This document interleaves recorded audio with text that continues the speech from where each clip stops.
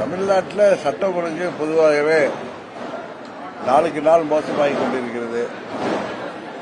ஆட்சியாளர்கள் மக்களுக்கு சொன்ன வாக்குறுதிகளை நிறைவேற்றுவதை விட்டுவிட்டு பிள்ளை பிடிப்பவர்கள் போல மற்ற கட்சிகளில் இருந்து ஆட்களை பிடிப்பதில் தான் இந்த திமுக மும்முரமாக இருக்கிறது. எங்கு பார்த்தாலும் ஊழல், முறைகேடுகள், யார் உயிருக்கும் பாதுகாப்பு இல்லாத ஒரு நிலைமை தான் இங்கே நிலவுகின்றது.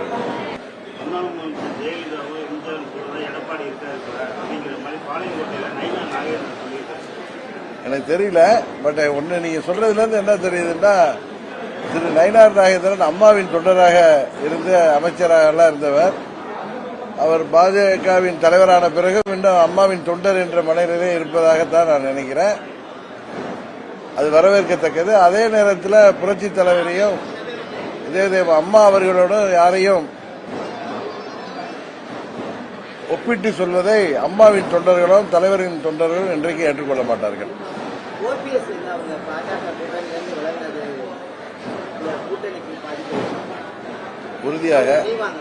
உறுதியாக அதை அவர்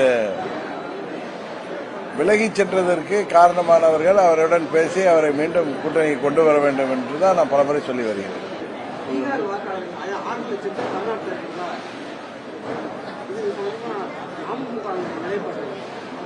இங்க வாக்காளர்களாக ஒருத்தர் சேர்றாருன்னா அவருக்கு ரேஷன் கார்டெல்லாம் நம்ம தமிழ்நாடு அரசாங்கம் தானே கொடுக்குது. ஒருத்தவங்க இப்ப பீகார் மாத்திரம் இல்ல, பல மாநிலங்களில் உள்ளவங்க இங்க செட்டில் ஆகி அவங்களுக்கெல்லாம் உறுப்பினர் அட்டை வாங்குவது, வாக்காளர் அட்டை வாங்குவது யதார்த்தமான ஒன்று தானே. இதுல என்ன குளறுபடி இருப்பதாக ஏதாவது நினைக்கிறீங்களா நீங்க? அது வெளி மாநில இந்தியாவில் எல்லா மாநிலங்கள்லயும் எல்லா தமிழர்கள் போய் எல்லா மாநிலங்களிலையும் செட்டில் ஆயிருக்காங்க. அது மாதிரி மற்ற மாநிலங்களுக்குலயும் இங்க தமிழ்நாட்டில் செட்டில் ஆகிறாங்க.